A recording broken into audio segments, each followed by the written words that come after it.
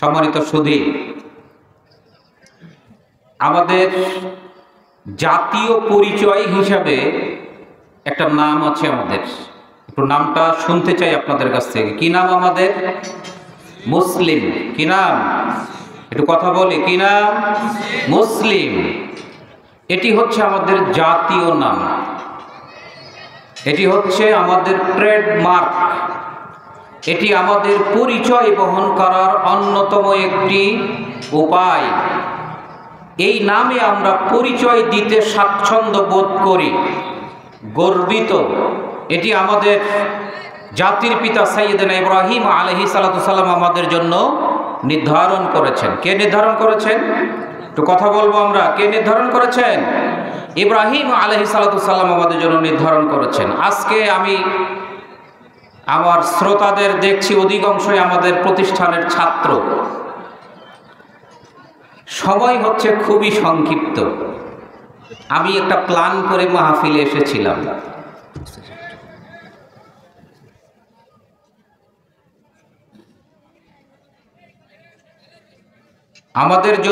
আমার জন্য বরাদ্দ 30 মিনিট ছিল। যখন এটা আমি শুনেছি যে 30 মিনিটই আমার আলোচনার সময় বরাদ্দ, তখন আমি প্ল্যান করেছিলাম যে আরবি খুতবাটা 20 মিনিট লম্বা করে বলবো আর 10 মিনিট ভূমিকা বলে শেষ করে চলে যাবো এখান থেকে। এটা আমার প্ল্যান ছিল, আমি করেছিলাম প্ল্যান। যে কোনো কারণেই হোক আল্লাহ তাআলা হয়তো এইভাবে চাননি, সবার সৌন্দর্য নষ্ট হয়ে যাবে, আপনারাও হয়তো মনক্ষুণ্ণ হবেন, যে কারণে আল্লাহ তাআলা এটাকে চেঞ্জ করেছেন। আমি সিদ্ধান্ত চেঞ্জ করেছি, যে কারণে খুতবা সংক্ষিপ্ত করে আপনাদের সাথে অল্প সময় কিছু কথা বলবো। যতক্ষণ বলবো একটু শুনবেন তো ইনশাআল্লাহ। যদি আপনারা বলেন দীর্ঘ সময় কথা শুনবো, এলেম কালাম কম, এরপরেও এই যে দলিল দস্তাবেজ বুঝতে পারছেন, ফজর পর্যন্ত আপনাদেরকে কোরআন এবং হাদিসেরই আলোচনা শোনাইতে পারবো ইনশাআল্লাহ। কিন্তু সেই ধৈর্য আপনাদেরও থাকবে না, আমাদের কণ্ঠস্বরের 12টা বেজে যাবে, ব্রেন হিট হয়ে যাবে, অনেক কিছু ঘটবে।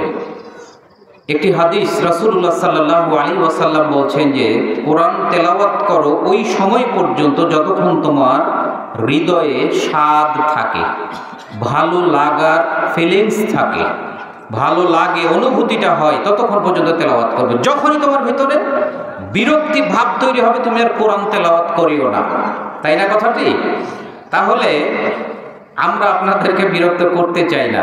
আমি সূরা ফাতিহার এই 2-1টি আয়াতের একটু ছোট্ট সংক্ষিপ্ত তাফসীর আপনাদেরকে শোনাবো। একটু সাথে থাকবেন ইনশাআল্লাহ। কয়টা শুনবেন আয়াত? পুরা সূরা শুনবেন না 2-1টি আয়াতের তাফসীর শুনবেন? একটু শুনি। আমাদের ছাত্ররাও কথা বলো। পুরাটা শোনা সম্ভব হবে না। আমার মসজিদে আমি খুতবায় সূরা ফাতিহা আলোচনা করলাম সম্ভবত 8 থেকে 10 খুতবা, তাও শেষ করতে পারি নাই ভালো মতো। 8টা থেকে 10টা খুতবা, প্রত্যেকটা খুতবা 50 মিনিটের। সূরা ফাতিহার আলোচনা শেষ করতে ঠিক মতো পারি নাই, মানে আমি নিজেই তৃপ্ত নই আলোচনা করে। তাহলে আমি আপনাকে অত লম্বা আলোচনায় নিয়ে যাব না, সংক্ষিপ্তভাবে কিছু কথা বলবো, যেটি আমাদের জন্য খুবই জরুরি। কি আমাদের জন্য খুব জরুরি? 2-1টি কথা বলবো আপনাদেরকে। আমি শুরুতেই একটা প্রশ্ন আপনাদেরকে করেছিলাম যে আমাদের একটা জাতীয় পরিচয় আছে, সেটি হচ্ছে আমরা মুসলিম। তো আমরা যদি মুসলিম হই তাহলে আমাদের ধর্মীয় বিধানের নাম কি? কথা বলি সবাই। ইসলাম। এই ইসলাম আমাদের জীবন ব্যবস্থাপনা। ইসলামকে কি বলা হয়? Complete code of life. জীবন দিক নির্দেশনার পূর্ণাঙ্গ রূপরেখা রয়েছে ইসলামের মধ্যে। কি বলতে হবে? কি বলতে হবে? আলহামদুলিল্লাহ বলতে হবে। কেন? ইসলাম তো অপূর্ণ ধর্ম নয়, জীবন ব্যবস্থাপনা নয়। ইসলাম হিন্দু ধর্মের মতো নয় যে যার অস্তিত্ব আসমানে নেই, জমিনে নেই, বিজ্ঞানে নেই, কোথাও নেই, এমন ধর্ম ইসলাম নয়। ইসলাম হচ্ছে ওই ধর্ম যেটি বিজ্ঞানে, কোরআনে, আসমানে সর্বত্র এটার কোটি প্রমাণ আছে এবং সর্বত্র এটার বিশ্বস্ততা আছে, সর্বত্র এটা জাজ্জল্যমান দলিল প্রমাণ মজুদ রয়েছে। এই জন্য আমাদেরকে অন্তর থেকে বলতে হবে আমরা সেই ধর্মের অনুসারী। এটি আল্লাহ রাব্বুল আলামিন কমপ্লিটেশন দিয়েছেন আমাদের নবী মুহাম্মদুর রাসূলুল্লাহ সাল্লাল্লাহু আলাইহি ওয়াসাল্লামের মাধ্যম দিয়ে। এই জন্য আমাদেরকে অন্তর থেকে বলতে হবে যে আমরা ইসলাম আমাদের ধর্ম, এটি আমাদের জীবন ব্যবস্থাপনা। এই জন্য আমরা অন্তরের অন্তরস্থল থেকে বলছি আলহামদুলিল্লাহ। জোরে সোরে সবাই বলুন আলহামদুলিল্লাহ। ইসলাম পরিপূর্ণ জীবন ব্যবস্থা, এই জন্য আলহামদুলিল্লাহ। আপনি বুঝতে পারেননি কথা? বুঝতে পেরেছেন কি টপিকসটার মূল কথা কি বলছি? ইসলাম পরিপূর্ণ একটি জীবন ব্যবস্থাপনা। আপনি হিন্দু ধর্মের সতীদাহ প্রথা শুনেছেন তো? জানেন না কথা? সতীদাহ মানে এটা কি ছিল? স্বামী মরে গেছে, স্বামীর সাথে সাথে মনে করা হতো যে এই মহিলাটা দুশ্চরিত্রা, মহিলাটা পাপী, এই মহিলাকে আর পৃথিবীতে রাখতে হবে না। স্বামী মারা গেছে, এর গায়ে পেট্রোল ঢেলে, আগুন ঢেলে, আর কিছু ঢেলে আগুন ধরিয়ে পুড়িয়ে দেওয়ার ব্যবস্থা করতে হবে। সতীদাহ প্রথা হিন্দু ধর্মে ছিল না? এটি এখন আছে? এটা বন্ধ হয়ে যায়নি? আমি এর আগে আপনাদেরকে বলেছিলাম যে ইসলাম ধর্ম এখনো রাসূলের জামানায় আল্লাহ রাসূল একটা দোয়া বলেছেন, রাসূলের জামানায় বলেছেন দোয়া। এটা কতদিন আগের ঘটনা? ১৫০০ বছর আগের ঘটনা। আচ্ছা বলেন তো, আমি বিশেষ করে আমার ছাত্র আছে অনেক, আমি জিজ্ঞাসা করছি, যানবাহনে চড়ার জন্য দুই ধরনের দোয়া আছে। কয় ধরনের? একটা জল পথের আর একটা স্থল পথের। দুই ধরনের দোয়া নাই? বিসমিল্লাহে মাজরিহা ওয়া মুরসাহা ইন্না রাব্বিল গাফুরুর রহিম, জল পথের দোয়া। রাসূলের জামানায় কি স্পিড বোট ছিল? কথা বলবেন, কথা বলেন একটু। রাসূলের জামানায় কি স্পিড বোট ছিল? নৌকা ছিল। পাওয়া যায় তথ্য যে নৌকা ছিল। এখন যে সকল বিলাসবহুল তৈরি, বিলাসবহুল শিপ, জাহাজ, যে এক একটা জাহাজের ভিতরে 10, 20, 50টার মতো স্টেডিয়ামের জায়গা আছে, এরকম জাহাজ পানিতে ভাসে কি ভাসে না? রাসূলের জামানায় ছিল এগুলো? ছিল না। আল্লাহ রাসূল বলছেন বিসমিল্লাহে মাজরিহা ওয়া মুরসাহা ইন্না রাব্বিল গাফুরুর রহিম। আমি আপনাকে বলছি আপনি রাসূলের ১৫০০ বছর আগের বলে যাওয়া এই দোয়াটা এখন অত্যাধুনিক কোন যানবাহনে উঠবেন, যেটি জলযান, খুব স্পিড, খুব গতি, যে কোনো ধরনের যানবাহনে উঠবেন আর এই দোয়াটা পাঠ করবেন, এর অনুবাদ বুঝবেন, উপলব্ধি করবেন, বোঝার চেষ্টা করবেন এই দোয়ার অর্থ কি। এই দোয়াটা যে আমি পাঠ করে যানবাহনে চললাম, এটা উপযোগী হলো না? আপনি দেখবেন উপযোগী হবে না বলেন তো, কথা বলেন। উপযোগী হবে না? উপযোগী হবে, 100-তে 100 উপযোগী হবে। কিয়ামত পর্যন্ত যত জলযান আসবে সমস্ত জায়গাতে এই দোয়া উপযোগী। আপনি পাঠ করবেন, পড়বেন, মনে মনে ফিল করবেন, অনুভব করবেন, অনুধাবন করবেন, আপনি দেখতে পাবেন যে দোয়ার মধ্যে কোনো ধরনের কম বেশি নাই। আর একটা দোয়া আছে স্থল পথের জন্য। সাইকেলে চড়ার সময় বলেন সুবহানাল্লাযী সাখারা লানা হাযা ওয়া মা কুন্না লাহু মুকরিনিন ওয়া ইন্না ইলা রাব্বিনা লামুনকালিবুন। কিসে চড়ার কথা বললাম? কথা বলেন। সাইকেল বলা যাবে দোয়া? ঘোড়াতে চড়ার সময় বলা যাবে, উটে চড়ার সময় বলা যাবে, গাধায় চড়ার সময় বলা যাবে, মোটরসাইকেলে বলা যাবে, কারে বলা যাবে, বিমানে বলা যাবে, মাইক্রোতে বলা যাবে, বাসে বলা যাবে, ট্রাক্টরে বলা যাবে, যে কোনো ধরনের অতি অত্যাধুনিক, এমনকি আপনি যদি রকেটের কোনো যাত্রী হন, একদিন হতেই পারে, কি হতে পারেন? রকেটের যাত্রী হতে পারেন। রকেটে চড়ছেন, আপনি চোখ বন্ধ করে দোয়াটা পড়েন তো, যে সুবহানাল্লাযী সাখারা লানা হাযা ওয়া মা কুন্না লাহু মুকরিনিন ওয়া ইন্না ইলা রাব্বিনা লামুনকালিবুন। আপনি নিজেকে দোয়াটা পাঠ করে এটার অনুবাদ বুঝেন তো অনেকেই, উপযোগী মনে হয় না? আপনি দেখবেন কথাটা, দেখতে পাবেন যে একেবারে পারফেক্ট মনে হচ্ছে যে এই দোয়া আমার রকেটে চড়ার জন্য আল্লাহ তাআলা এখন বলেছেন, অথচ কোরআনে আছে। বুঝতে পারেননি কথা? তাহলে ইসলাম সর্বযুগে কিয়ামত আগ পর্যন্ত, কিয়ামতের আগ মুহূর্ত পর্যন্ত সবচেয়ে লেটেস্ট, সবচেয়ে আধুনিক, সবচেয়ে উপযোগী জীবন ব্যবস্থার নাম হচ্ছে, শরম লাগে মনে হয় বলতে, ভারতের লোকেরা গুলি করবে নাকি, সবচেয়ে আধুনিক, সবচেয়ে লেটেস্ট, সবচেয়ে উপযোগী, সবচেয়ে জীবনমুখী জীবন ব্যবস্থার নাম কি? ইসলাম। এটি আমাদেরকে আল্লাহ রাব্বুল আলামিন দিয়েছেন। সেই ইসলামেরই অনুসারী আপনি আমি। আচ্ছা, এই ইসলামের সন্ধান পেয়ে মুসলিম ঘরে জন্মগ্রহণ করে মুসলমানের পরিচয় বহন করে মুহাম্মদ সাল্লাল্লাহু আলাইহি ওয়াসাল্লামের উম্মত হতে পারে যারা যারা বেজার, একটু হাত তুলেন তো দেখি। কারা বেজার? কেউ বেজার না, সবাই খুশি, সবাই খুশি। আচ্ছা, খুশি কারা? এবার হাত তুলেন তো দেখি। মুসলমান হতে পেরে, রাসূলের উম্মত হতে পেরে সবাই খুশি। মাশাআল্লাহ, আলহামদুলিল্লাহ। হাত নামিয়ে নেন। আল্লাহ আপনাদেরকে ইসলামের জন্য মুসলিম হিসাবে, খালেস মুসলিম হিসাবে কবুল করুন। আমিন। আরো ধীরে বলেন। আমিন। আপনাদের জন্য দোয়া করি, তাও আমিন বাড়াই না, তাহলে কেমন করে হবে? সংসার হবে কেমন করে? বলে বিরাট যোদ্ধা বাহিনী নিয়ে যুদ্ধ নেমেছি, দেশ স্বাধীন তো দূরের কথা, একটা গুলিও ফুটে না। কি ফুটে না? একটা গুলিও ফুটে না। যদি সত্যি এই ভালোবাসা থাকে ইসলামের জন্য, তাহলে আমাদের আর এই ঈমান নিয়ে ইসলামের উপরে টিকে থাকা সহজ হবে না, জটিল হয়ে যাবে। সম্মানিত সুধী, আল্লাহ রাব্বুল আলামিন সূরা বাকারার একটি আয়াত আমি আপনাদের সামনে উপস্থাপন করেছি, তেলাওয়াত করেছিলাম।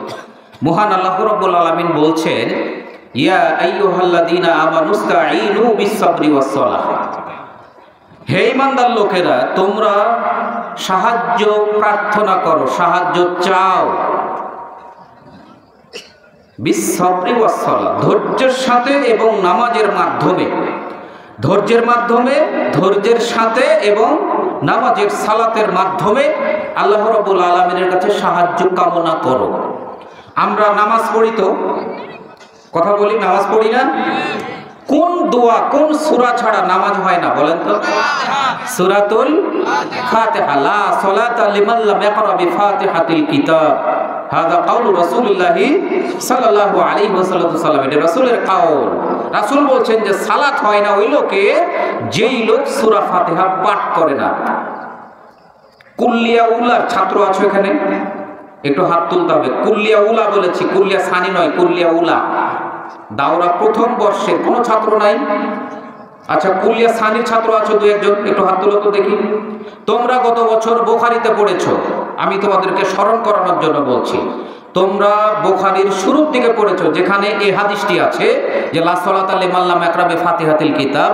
ইমাম বুখারী রাহিমাহুল্লাহ তাআলা তিনি এই হাদিসটি বলার আগে অধ্যায় রচনা করেছেন যে বাবুল উজুবিল কিরাত, কেরাত ওয়াজিব আলাল ইমামে ওয়াল মামুম। মুক্তাদির উপরে এবং ইমামের উপরে কেরাত ওয়াজিব। ইমাম বুখারী অধ্যায় রচনা করছেন, দেখেন। এরপরে ফিজ জিহরি ওয়াস সিররি, জেহরি নামাজেও সূরা ফাতিহা পড়তে হবে, সিররি নামাজেও পড়তে হবে, একাকীও পড়তে হবে, জামাতেও পড়তে হবে। ইমাম বুখারী অধ্যায় রচনা করেছেন, পড়েছিলেন মনে আছে? তাহলে ইমাম বুখারী বলছেন যে এই সূরাটা ছাড়া সালাত হয় না, এটা ওনার মাসালা, আর উনি এটাকে সাব্যস্ত করেছেন, দলিল দিয়েছেন রাসূলের কথা দিয়ে। রাসূল কি বলছেন যে লা সালাতা লিমান লাম ইয়াকরা বিফাতিহাতিল কিতাব। যে কারণে আমরা সহিহ আকীদার অনুসারী ব্যক্তি যারা যারা সহিহ কোরআন ও সহিহ আকীদার অনুসারী, তারা সূরা ফাতিহা প্রতি রাকাতেই আমরা পাঠ করি কি করি না? এই সূরার মধ্যে আমরা একটা বিশেষ আয়াত বলে থাকি। কি বলে থাকি? একটি বিশেষ আয়াত বলে থাকি, ইয়্যাকা না'বুদু ওয়া ইয়্যাকা নাস্তাঈন। ইয়্যাকা না'বুদু ওয়া ইয়্যাকা নাস্তাঈন, এটার অর্থ হলো যে হে আল্লাহ, আমরা তোমারই ইবাদত করি, আমরা তোমারই ইবাদত করি আর তোমার কাছে সাহায্য কামনা করি, সাহায্য প্রার্থনা করি। আমি আপনাকে সূরা বাকারার ওই আয়াতটির কথা স্মরণ করাই, যেখানে মহান আল্লাহ রাব্বুল আলামিন বললেন যে তোমরা আল্লাহর কাছে সাহায্য কামনা করো। আল্লাহ কি বলেছেন? সাহায্য চাইতে বলেছেন। কিসের মাধ্যমে? নামাজ এবং ধৈর্যের মাধ্যমে। আমরা নামাজের মধ্যে আবার বলছি কি যে হে আল্লাহ, আমরা তোমারই ইবাদত করি, তোমারই ইবাদত করি আর তোমার কাছে সাহায্য প্রার্থনা করি। তাহলে আল্লাহ রাব্বুল আলামিন আমাদেরকে সাহায্য চাইতে বলেছেন সূরা বাকারায়, আর সূরা ফাতিহায় এটা ওনারই নাজিলকৃত আয়াত। ওনার এই কাউল কালামুল্লাহ, এটি আল্লাহর কালাম। এইখানে উনি আমাদেরকে শিখিয়ে দিলেন যে তুমি বলো বান্দা, তুমি বলো বান্দা, বান্দা তুমি বলো নামাজের ভিতরে কি বলতে বলছেন যে হে আল্লাহ, আমরা তোমারই ইবাদত করি আর তোমার কাছে সাহায্য চাই। আগে আল্লাহ বলেছিলেন যে সাহায্য চাও, এখানে বলছেন যে তুমি সাহায্য চাও, এটা বলো এখন যে আমি সাহায্য চাই। এই দুটি আয়াতের সমন্বিত ব্যাখ্যা হচ্ছে যে বান্দার দুর্বলতা আছে। কথা পরিষ্কার হয়নি মনে হয়? বান্দার কি আছে বলছি?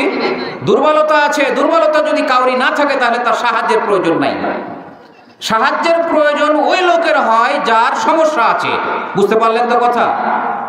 আবার বলি, কথা খেয়াল করেন, সাহায্য কার দরকার? যার দুর্বলতা আছে, যার সমস্যা আছে তারই দরকার, ঠিক না ভাই? ঠিক। সাহায্য কি সবারই দরকার? কেন না? সবার সাহায্য দরকার আছে। এটা বুঝতে ভুল হচ্ছে আমাদের। আমি বলছি খেয়াল করেন, সাহায্য বলি, সাহায্য সকলের প্রয়োজন আছে। এই জন্য আল্লাহ রাব্বুল আলামিন এই সার্বজনীন আয়াত নাযিল করেছেন যে বান্দা তোমাকে প্রত্যেককেই বলতে হবে সাহায্যের দরকার, এবং আমরা সাহায্য চাই তোমার কাছে, এটা বলতে হবে বান্দাকে। এখানে একটি বিশেষ কথা আছে, সেটি হলো কি যে আমরা প্রথমে যে কথাটি বলে আল্লাহর কাছে সাহায্য চাচ্ছি সেটি হলো যে হে আল্লাহ, আমরা তো সাহায্য চাই। তার আগের কথা হলো যে আমরা তোমার বান্দা, আমরা তোমার আব্দ, আমরা তোমার দাস, তুমি আমাদের মনিব, তুমি আমাদের রব, তুমি মহামালিক। এই সূরার শুরুতেই বলা হয়েছে আলহামদুলিল্লাহি রাব্বিল আলামিন আর রহমানির রহিম মালিকি ইয়াউমিদ্দিন। তারপরে বলছি ইয়্যাকা না'বুদু ওয়া ইয়্যাকা নাস্তাঈন। প্রথম আয়াতে কি বলেছি? সমস্ত প্রশংসা রব্বুল আলামিনের জন্য, যিনি জগৎসমূহের প্রতিপালক, যিনি জগৎসমূহের প্রতিপালক, তারই প্রশংসা আলহামদুলিল্লাহি রাব্বিল আলামিন। এরপরে বলেছে আর রহমানির রহিম, যিনি দয়াবান, যিনি দয়াবান পরম দয়ালু, তারই প্রশংসা। মালিকি ইয়াউমিদ্দিন, যিনি বিচার দিবসের মালিক। দেখেন এই দুটি আয়াত, আল্লাহর প্রশংসার পরের দুটি আয়াতে দুইটা কথা। একটা হচ্ছে যে আল্লাহ রাব্বুল আলামিনের দয়ার কথা বলা হয়েছে, আর এক আয়াতে আবার আল্লাহর কঠোরতার কথা বলা হয়েছে। কি সেটি? যে মহান রব্বুল আলামিন কিয়ামতের দিনের মালিক তিনি, এটা জটিল কথা। আবার দয়ার কথা বলা হয়েছে আর রহমান আর রাহিম। এই রহমান এবং রাহিমের তাফসীর যদি আপনি শোনেন আপনার মাথা খারাপ হয়ে যাবে, আপনি বুঝতে পারবেন আল্লাহ রাব্বুল আলামিন আর রহমান আর রাহিম কেন বলেছেন। রহমান রাহিমের একটু সংক্ষিপ্ত কথা বলি। এ দুটি হলো রাহামিম, এই শব্দ থেকে উদ্গত, উৎপত্তি সিগা শব্দ। এগুলার দুইটারই মুবালাগার অর্থ ব্যবহৃত হয়, অর্থাৎ অতিরিক্ত দয়াবান, খুব বেশি দয়া যার ভিতরে থাকে তাকে রহমান বলে, রাহিম বলে। রহমান বলে, রাহিম বলে। রহমান শব্দটি দুনিয়াতে আম হিসাবে ব্যবহার হয়। উনি যে দয়াবান, এই দয়াটা দুনিয়াতে তিনি মুসলিমদের জন্য করেন, মুমিনদের জন্য করেন, তার বন্ধুদের জন্য করেন, তার শত্রুদের জন্য করেন, কাফেরদের জন্য করেন, মুশরিকদের জন্য করেন, সকলের জন্য তিনি এই দয়া করেন। আর রহমান নামের কারণে। কিসের কারণে? কথা বলেন। আর রহমান নামের কারণে। কোন নামের কারণে? আর রহমান নামের কারণে আল্লাহ তাআলা সবাইকে দয়া করেন। আর আর রাহিম যে দয়াবান, এটা পরকালের জন্য আমাদের মুমিনদের জন্য একটি খাস হাদিস। রাসূলুল্লাহ সাল্লাল্লাহু আলাইহি ওয়াসাল্লাম তিনি বলছেন যে আল্লাহ রাব্বুল আলামিনের দয়ার রহমতের 100 ভাগের 1টি ভাগ সারা পৃথিবীর সমস্ত জীবের ভিতরে আল্লাহ রাব্বুল আলামিন বন্টন করে দেওয়ার কারণে প্রত্যেকটা প্রাণী, বাপ এবং মা তার সন্তানকে, তার ঔরজাত সন্তানকে যে পরিমাণ ভালোবাসে, এটি হলো আল্লাহ রাব্বুল আলামিনের দয়ার 100 ভাগের 1টি ভাগ যিনি জীবের ভিতরে, মাখলুকাতের ভিতরে বন্টন করে দিয়েছেন, তারই একটা অংশ পাওয়ার কারণে মা তার সন্তানকে এভাবে ভালোবাসে, পিতা তার সন্তানকে এভাবে ভালোবাসে, বাপ তার ছেলেকে ভালোবাসে, ছেলে তার বাবাকে ভালোবাসে, সন্তান তার মাকে ভালোবাসে। 99টি দয়া আল্লাহ রাব্বুল আলামিন পরকালে মুমিন বান্দাদেরকে তরানোর জন্য রেখে দিয়েছেন, গচ্ছিত আছে। জোরে সোরে বলুন আলহামদুলিল্লাহ। আল্লাহ তোমার সেই দয়ার প্রত্যাশী, সেই দয়ার ভিখারি আমরা, সে দয়া আমরা প্রত্যাশা করি। মহান আল্লাহ রাব্বুল আলামিন অত্যন্ত দয়ার কথা এখানে ব্যক্ত করেছেন। করার পরের আয়াতই মনে করছেন একটা হাদিস আছে এখানে। রাসূলুল্লাহ সাল্লাল্লাহু আলাইহি ওয়াসাল্লাম বলছেন, পৃথিবীর মুমিনেরা, মুসলিমরা, মুত্তাকিন ব্যক্তিরা যদি আল্লাহ রাব্বুল আলামিনের শাস্তি সম্পর্কে ধারণা রাখতো, তারা যদি বুঝতে পারতো, কখনোই তারা জাহান্নাম থেকে মুক্তি পাবে এরকম মনে করতো না, তারা জান্নাতের আশা করতো না। আর কাফের মুশরিকরা যদি আল্লাহ রাব্বুল আলামিনের দয়া সম্পর্কে, আল্লাহ রাব্বুল আলামিনের মমতা সম্পর্কে, আল্লাহ রাব্বুল আলামিনের রহমত সম্পর্কে ওয়াকিবহাল হইতো, তাহলে তারা কখনোই জান্নাত থেকে নিরাশ হতো না। এ হাদিস কি প্রমাণ করে? এ হাদিস প্রমাণ করে যে রাসূলুল্লাহ সাল্লাল্লাহু আলাইহি ওয়াসাল্লাম আমাদেরকে বলছেন আল্লাহ রাব্বুল আলামিনের কাছে বান্দাদের জন্য, পরকালের জন্য, নাজাতের জন্য কতটি রহমত, কতটি দয়া এখনো আছে? 99টি দয়া এখনো আছে। এই দয়ার খবর বান্দা শুনে যদি উদাসীন হয়ে যায়, আমল ছেড়ে যায়, দুষ্কৃতির পথে চলে যায়, কোন ধরনের অন্যায়ের পথে চলে যায়, অপরাধের পথে চলে যায়, এই জন্য পরের আয়াতে আল্লাহ রাব্বুল আলামিন বলেছেন মালিকি ইয়াউমিদ্দিন, এই বান্দা শোনো, আমার দয়া আছে, এটা সঠিক, দয়া তোমার জন্য আছে, এটা ঠিক। মুমিনদের জন্য দয়া সেটা, মুত্তাকিনদের জন্য, পরহেজগারদের জন্য দয়া, সকলের জন্য সম্মিলিতভাবে সমস্ত মানুষের জন্যই আমার পরকালের 99 দয়া কাজে লাগবে না। বক্তব্য বুঝতে পেরেছেন? এই জন্য আল্লাহ রাব্বুল আলামিন পরের আয়াতে বলেছেন মালিকি ইয়াউমিদ্দিন, তিনি বিচার দিবসের মালিক, তিনি বিচার দিবসের মালিক। বিচার দিনে তিনি অত্যন্ত জটিল আকার ধারণ করবেন, সেই দিন কাউরি প্রতি কোনো জুলুম তিনি করবেন না। এই জন্য সে এই আয়াতে উনি একটি ধমকও দিয়ে দিয়েছেন। কি সে ধমক? যে উনি রাজাধিরাজ, তিনি মহামালিক, তিনি মহামনিব। সেই দিনের নেতৃত্ব, কর্তৃত্ব আল্লাহ রাব্বুল আলামিন তিনি বলছেন যে রাসূলুল্লাহ সাল্লাল্লাহু আলাইহি ওয়াসাল্লাম বলেছেন আল্লাহ রাব্বুল আলামিন কিয়ামতের দিনে আসমানকে এক হাতে, জমিনকে এক হাতে, এগুলাকে ধরবেন, ভাঁজ করবেন, কাগজ যেমন মানুষেরা ভাঁজ করে, আর বলবে যে আইনাল মুলুক, এই জাব্বার যে সকল সন্ত্রাসী নেতা ছিলে, দেশের প্রধান ছিলে, প্রেসিডেন্ট ছিলে, তারা কোথায় আজকে? আমি আজকের বাদশা, তোমরা কোথায়? মুতাকাব্বিরেরা কোথায়? অহংকারীরা কোথায়? তোমরা এখানে আসো। আল্লাহ রাব্বুল আলামিন সেদিন কিন্তু একটা অন্য রকমের চেহারা উপস্থাপন করবেন, কিন্তু মুমিনদের জন্য তার একটা বিশেষ দয়ার বিষয় আছে। একটি হাদিস আছে, রাসূলুল্লাহ সাল্লাল্লাহু আলাইহি ওয়াসাল্লাম বলছেন যে আল্লাহ রাব্বুল আলামিন কিছু মুমিন বান্দাকে কাছে ডাকবেন। কোথায় ডাকবেন? একটু কথা বলি, কোথায়? কাছে ডেকে কানে কানে বলবেন যে এই অমুক দিন রাতে একটা ত্রুটি করিসনি, এই কাজটা করিসনি তুই। বান্দা এটা স্বীকৃতি দিবে যে আল্লাহ করেছি, ভুল হয়েছে আমার।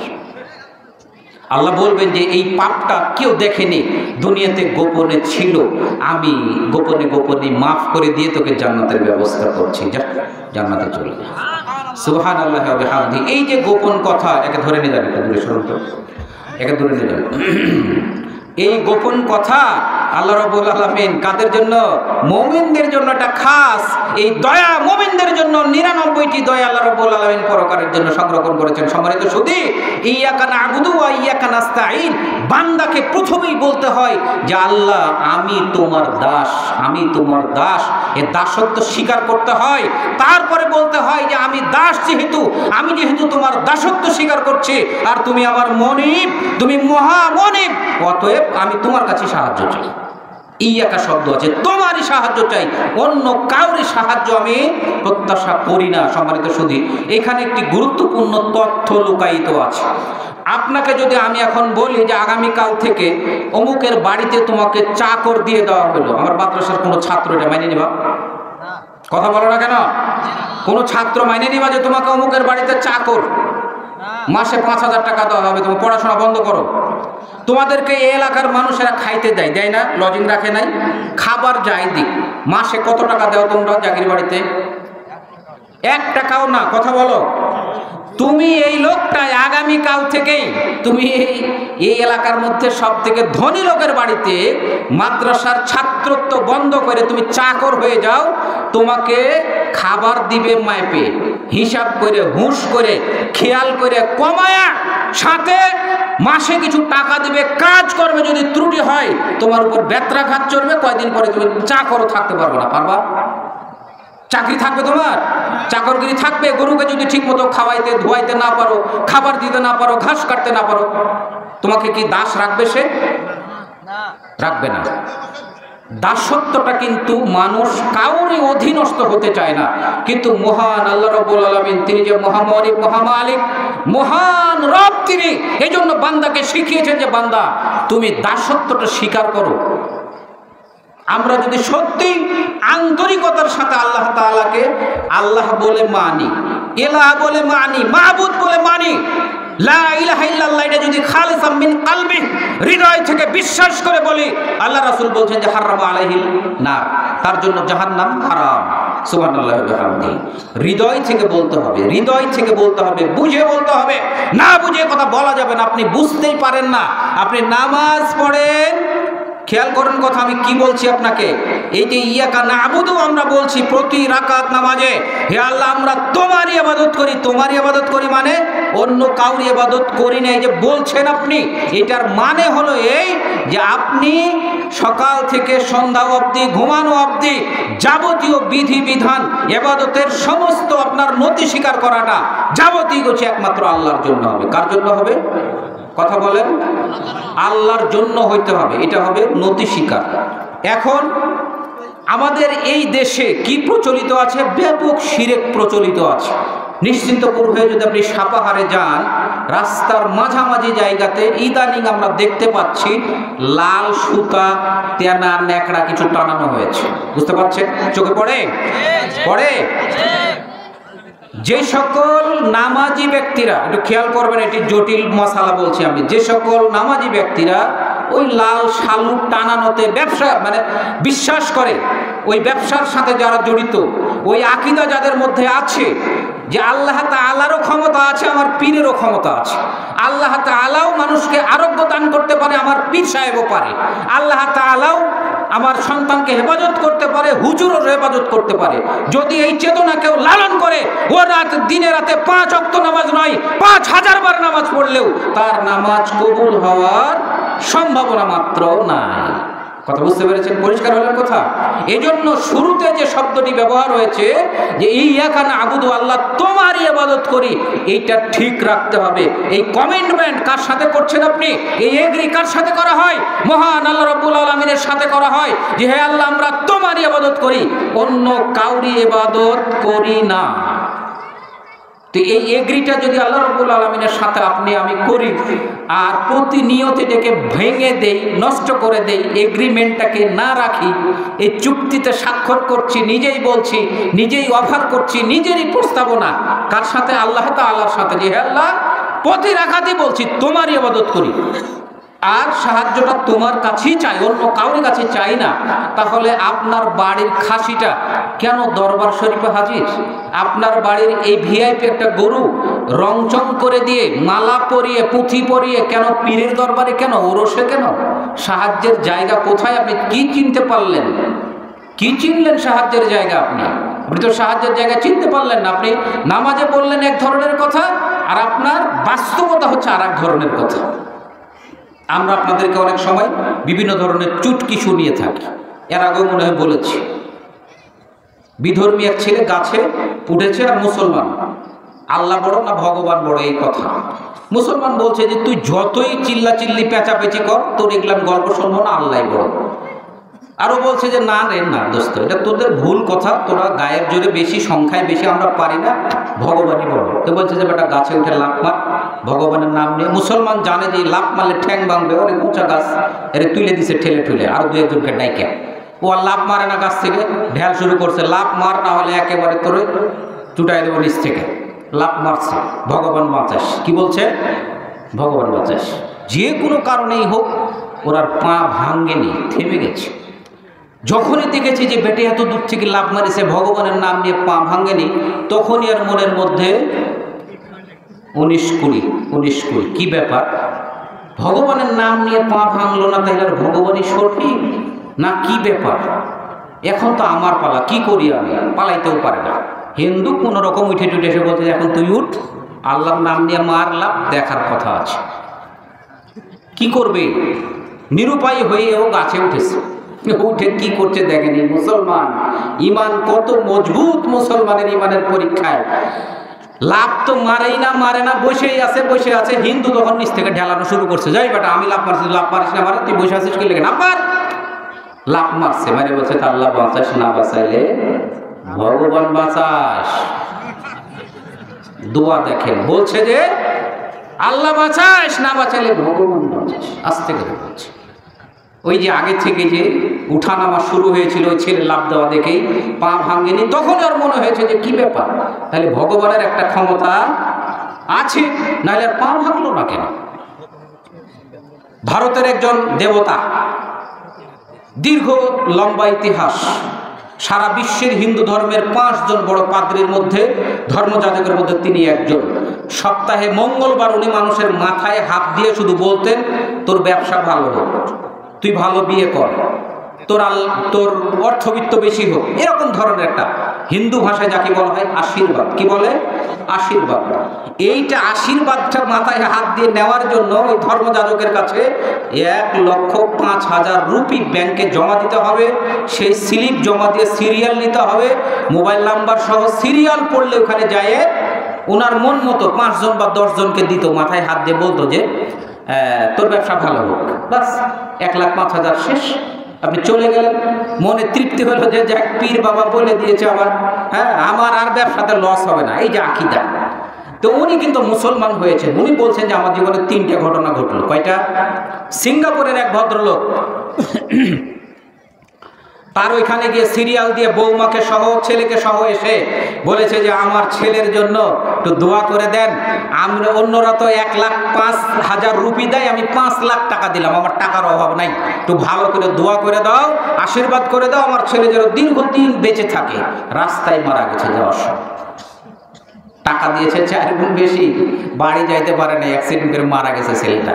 এটা উনি শুনতে পেয়েছে, বাপে ফোন করে বলেছে যে আপনি কি আশীর্বাদ করলেন যে আমার ছেলে রাস্তায় মরে গেল। মাথায় হাত। কি ব্যাপার তাহলে? ঘটনা কি ঘটলো? আরেকজন লোক এমপি পদপ্রার্থী, ওনার কাছে এসে চাঁদা দিয়ে যে সিরিয়াল মেনটেন করে মাথায় হাত দিয়ে বলেছে যে তুমি দীর্ঘদিন মন্ত্রী হও। এটাও রাস্তায় মরেছে, মন্ত্রী হতেই পারেনি, মরে গেছে। এটাও শুনেছেন উনি। আর একটা ঘটনা এরকমই আছে যাকে ইনি বলছেন যে 3টা ঘটনা যখন ঘটে গেল তখন আমার চৈতন্যটা ফিরে গেল। করছি কি আমি? এই মৃত্যু তাহলে দেয় কে? কে মৃত্যু নিয়ন্ত্রণ করে পৃথিবীতে? আমরা বুঝতে কেন পারি না? তিনি বলছেন যে আমি এটা নিয়ে গবেষণা শুরু করলাম, মৃত্যু কোন ধর্মে, কি ইনফরমেশন আছে, কি তথ্য আছে, জানার চেষ্টা করতে লাগলাম। সর্বশেষ উনি বলছেন যে কোনো এক সময় আমি কুয়েত বা কাতারে কোনো এক কাজে গিয়ে মুসলমান এক আলেমের সাথে আমার পরিচয় ছিল, তার দ্বারস্থ হলাম। বললাম যে দোস্ত, আমি তো এরকম একটা জটিল বিষয় নিয়ে গবেষণায় আছি, কিন্তু কোনো তথ্য পাই না, কুল কিনারা করতে পারি না, তোদের ধর্মে কিছু আছে? মুসলমান বলেছে যে রূহ সম্পর্কে আল্লাহ তাআলা কোরআনে বলেছেন, ইয়াসআলুনাকা আনির রূহ কুলির রূহু মিন আমরি রাব্বি। রূহটা আল্লাহ সম্পর্কে তোমাকে জিজ্ঞাসা করে, তুমি বলে দাও যে রূহটা আল্লাহর অর্ডার। কার অর্ডার? আল্লাহর অর্ডার। মানুষ এর বাইরে যাইতে পারে না। উনি বলছেন যে আমি কোরআন রিসার্চ করার পরে যখন দেখেছি যে কিতাবের ভিতরে যা কিছু বলা হয়েছে, পৃথিবীর কোন গ্রন্থে, কোন ধর্মীয় কিতাবের মধ্যে এই ধরনের তথ্যবহুল বাস্তব কোনো কথা কোনো ধর্মগ্রন্থে নাই। তারপর থেকে আমি আস্তে আস্তে করে হিন্দু ধর্ম ত্যাগ করে ইসলাম ধর্ম গ্রহণ করেছি। জোরে সোরে বলুন আলহামদুলিল্লাহ। সর্বশেষ তার ইসলাম ধর্ম গ্রহণ করার অপরাধে ভারত সরকার তার ব্যাংক অ্যাকাউন্ট বাজেয়াপ্ত করে ফেলেছিল, তাকে একঘরে করে ফেলেছিল। উনি শেষ পর্যায়ে একটা কুৎসিত মেয়েকে বিয়ে শাদী করে তার একটা সন্তান হয়েছে এবং দেওবন্দ মাদ্রাসায় সে সময় পড়াশোনা করছিলেন যখন ওনার জীবনটা লেখা হয়। সম্মানিত সুধী, আপনি আমি মুসলমানের ঘরে জন্ম, তো আমরা জন্মের সূত্রে মুসলিম।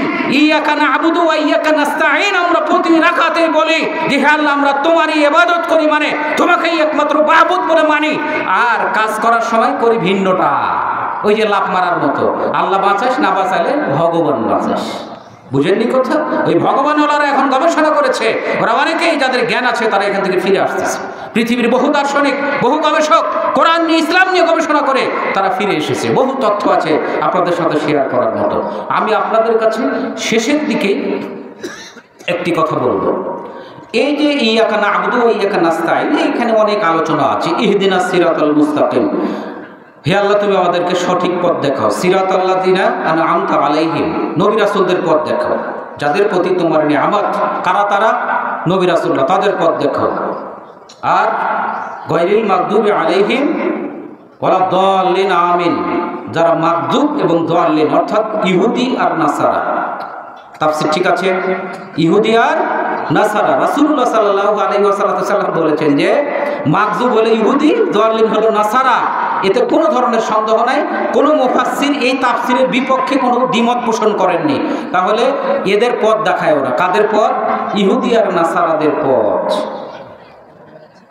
আপনারা বলতে পারেন কোন অদৃশ্য শক্তির কারণে ডক্টর জাকির নায়েক বাংলাদেশে আসতে পারলো না? আপনার মেমোরিতে কিছু আছে? ধারণা রাখেন? তথ্য আছে? বলতে পারেন কে এই মেকানিজম, এর পেছনের কাঠি নাড়নেওয়ালা কারা? আপনি বলেন তো, এদেশে শতকরা কত % মানুষ মুসলিম? বলেন প্রায় 90% মানুষ মুসলিম। তো যে দেশে 90% মুসলিম বসবাস করে, আমি তো মনে করি যে এই 90% মুসলিমের ভিতরে অধিকাংশ মুসলমানরাই চাবে যে বাংলাদেশের ডক্টর জাকির নায়েক আসুক। আপনি কি একমত? তো কথা বলেন না কেন তাহলে? একেবারে যে চুপচাপ বসে আছেন, নাকি আমাকেই চা খাওয়াইতে হবে, আপনাদেরকে দিয়ে কথা শুনতে হবে? তা আপনি যদি মনে করেন যে বাংলাদেশের শতকরা 90% মানুষ মুসলমান এবং তাদের ম্যাক্সিমাম মানুষই প্রত্যাশা করে যে ডক্টর জাকির নায়েক বাংলাদেশে আসুক মেহমান হয়ে, তাহলে কে 2-4 জন 5 জন 10 জন এমন কূট চাল, এমন শক্তিধর ব্যক্তি এখনো বাংলাদেশের ক্ষমতায় বসে আছে যাদের কারণে ডক্টর জাকির নায়েক বাংলাদেশে আসতে পারলো না? আপনি বলেন কিভাবে যে বাংলাদেশ স্বাধীন? 24শে জুলাইয়ের পরে বাংলাদেশ নতুনভাবে স্বাধীনতা লাভ করেছে। কেন বলেন এই ভাষা? কেন বলেন এই কথা? আপনি বুঝতে পারেন না কেন? আপনি নামাজের মধ্যে যে এই কথা বলছেন এটাই তো বুঝেন না। আপনার ইমানের মধ্যে ওই গাছ থেকে লাফ মারা হিন্দু মুসলিম যুবকের মতোই আপনার ইমানও দুরু দুরু দুরু দুরু দুরু দুরু। আজকে যদি এই বক্তব্য দেই, আগামীকাল থেকে চেয়ারম্যান সাহেব, সভাপতি সাহেব আমার ইমামতি বাদ দিয়ে দিবে, মাদ্রাসার চাকরি বাদ দিয়ে দিবে, আমার এইটা বন্ধ করে দিবে, ওইটা বন্ধ করে দিবে। এই টেনশন করেন আপনি। আর এদেশের অধিকাংশ মুসল্লিরা নিজের সালাত বুঝে না, সালাতে কি বলে এটা বুঝে না। সালাদকে একটা ট্র্যাডিশন মনে করে, সালাদকে একটা ট্র্যাডিশন মনে করে।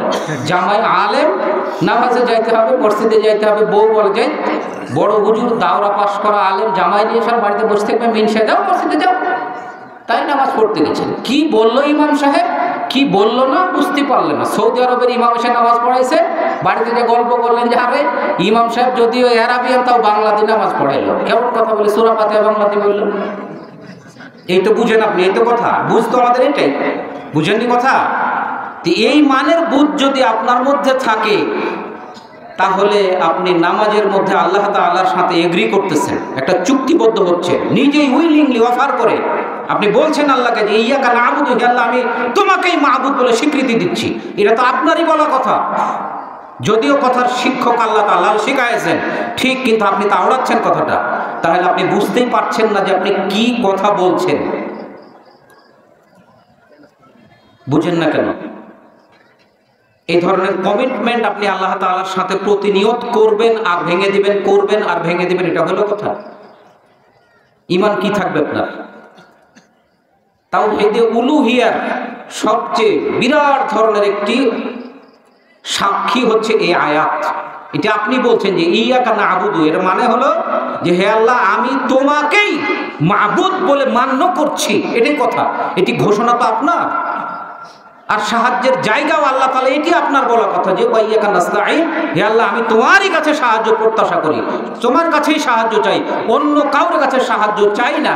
আপনি বুঝতে পারেন না যে পীর সাহেবের কাছে আপনি গরু, ছাগল, খাসি মানত করে সুস্থতার প্রত্যাশা করেন, সেই পীর সাহেব যে অন্য জায়গায় চিকিৎসা নিতে চলে যায়, তার পার্সোনাল ডাক্তার আছে, ওনাকে কে সুস্থ করে এটা ভাবতে পারেন না আপনি? যে সকল হুজুরের আজকে বাড়িতে মিলাদের ব্যবস্থা করে, তার বাড়িতে মিলাদ চলে না। এটাই চলছে এখন। মুসলিমদেরকে নিজেদের এই এগ্রিমেন্ট, যেটি সে তার আল্লাহ তাআলার সাথে প্রত্যেক রাকাত সালাতের মধ্যে করে চলেছে, এটা সঠিকভাবে উপলব্ধি করতে হবে, সাথে সাথে ওইটা অনুযায়ী নিজের জীবনকে পরিচালনা করতে হবে, তাই না? ইহুদি নাসারাদের পথ মাড়ানো, পাড়ানো, অনুসরণ করা থেকে দূরে থাকতে হবে, সেটাও আল্লাহ তাআলার কাছে দোয়া করা হয়েছে। ইহুদি নাসারাদের পথ অত্যন্ত জটিল পথ। ইহুদি নাসারারা পৃথিবীতে অনেক কিছুই তৈরি করেছে। তারা একসময় সমাজতন্ত্র তৈরি করেছে, রাজতন্ত্র তৈরি করেছে, এখন তারপরে সেকুলারিজম তৈরি করেছে, তারপরে এখন ডেমোক্রেসি, গণতান্ত্রিক প্রক্রিয়াগুলো তৈরি করেছে তারা। এগুলো দিয়েই পৃথিবীকে তারা শান্তির মধ্যে নিয়ে আসতে চেয়েছে। সবই ব্যর্থ, কোনোটাই সার্থক নয়। 100% সফলতা কারোরই নাই, একমাত্র 100% পরিপূর্ণ সফলতা আছে কার? কথা বলি ইসলামের। কার? ইসলামের। আমরা মুসলিম, এই ইসলাম ধর্মের অনুসারী, নিজে একজন পাক্কা মুসলিম। আর আমরা যদি মহান আল্লাহ রাব্বুল আলামিনকে সহিভাবে সঠিকভাবে মাবুদ বলতে পারি, অনুমান করতে পারি, অনুধাবন করতে পারি, হৃদয় থেকে ফিল করতে পারি, উপলব্ধি থাকে, এবং এটা যদি খালিসাম মিন কালবি, একদম অন্তরের অন্তরাত্মা থেকে ঘোষণা হয়, তাহলে এটি আমাদের জন্য সবচেয়ে ভালো, সবচেয়ে পিওর, সবচেয়ে খাঁটি হবে। এটি হবে পৃথিবীর সর্বশ্রেষ্ঠ ধর্ম, সর্বসেরা জীবন বিধান। সেই ধর্মেরই তো সুসংবাদ আপনি পেয়েছেন, এটার সংবাদ আপনার কাছে আছে, এটার সম্পর্কে আপনি ওয়াকিফাল, এটা সম্পর্কে আপনি জ্ঞান রাখেন, কিন্তু মেনে চলেন না। ইসলামের ভিতরে পরিপূর্ণভাবে আপনাকে আমাকে প্রবেশ হতে হবে, দাখিল হতে হবে। আমার জীবনের প্রত্যেকটা সেক্টর, প্রত্যেকটা সাইড ইসলাম পরিপূর্ণভাবে ব্যাখ্যা সহকারে উপস্থাপন করে গেছে। আমার জীবনের কোন সেক্টরে কি সিদ্ধান্ত গ্রহণ করতে হবে, কোন সেক্টরটা কিভাবে পরিচালনা করতে হবে, আমার জীবনের পারিবারিক জীবন, অর্থনৈতিক জীবন থেকে শুরু করে রাষ্ট্রীয় জীবন থেকে শুরু করে আন্তর্জাতিক মহলে কাদের সাথে কিরকম সম্পর্ক রাখতে হবে, এ ব্যাখ্যা, এ কথার সূচনা, এ কথার দীর্ঘ মানে তত্ত্ববহুল ব্যবস্থাপনা, তত্ত্ববহুল কথা মহান রাসূল সাল্লাল্লাহু আলাইহি ওয়াসাল্লামের মাধ্যম দিয়ে আমরা পরিপূর্ণ রূপে আমাদের কাজ পর্যন্ত পৌঁছেছে, মুতাওয়াতির ধারাতেই পৌঁছে গেছে। অতএব এগুলো স্টাডি করতে হবে, শুনতে হবে এবং মান্য করতে হবে। আমি আপনাদের কাছে বিদায় নিতে চাই, পরিশেষে দোয়া করি, আমরা যতটুকু আলোচনা করলাম, বিশেষ করে আল্লাহ রাব্বুল আলামিনকে মাবুদ হিসাবে মেনে নেওয়ার যে বিষয়, এটি অত্যন্ত গুরুত্বপূর্ণ বিষয়। তাওহীদে উলুহিয়া বলা হয়, সেইটা যেন আমরা পরিষ্কারভাবে উপলব্ধি করি এবং আমরা যেন সেভাবে মেনে চলি। আল্লাহ তাআলা আমাদেরকে সেই তৌফিক ইনায়াত করুন, দান করুন, আমিন।